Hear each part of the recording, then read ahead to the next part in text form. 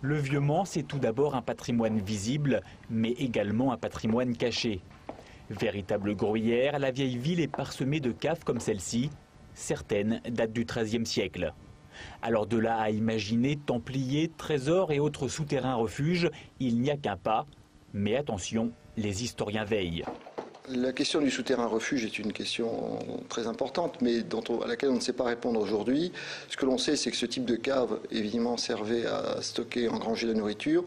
Peut-être pas uniquement la nourriture. Quand on voit la qualité du décor, la qualité de la taille de la pierre, tout cela dénote quand même une qualité architecturale qu'on peut difficilement rendre comme usage uniquement à celui d'un usage de cellier.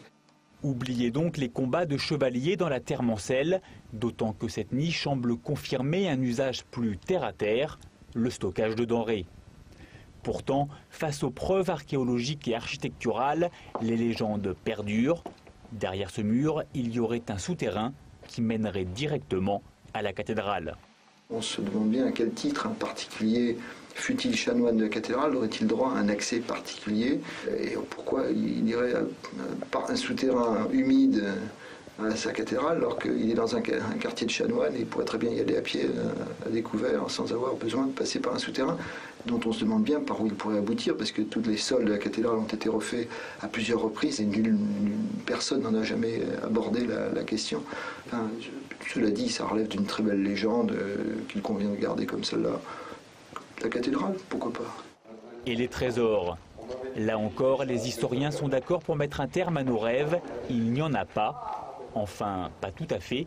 Située sous l'ancien prieuré Saint-Martin, cette cave est un véritable joyau. C'est merveilleux parce qu'un lieu pareil, finalement, résume à lui seul la complexité de la ville du Vieux-Mans. C'est à la fois un lieu probablement d'origine religieuse, puisqu'on est encore une fois sous la cité canoniale, donc de là à y voir un lieu d'enfouissement, de sépulture.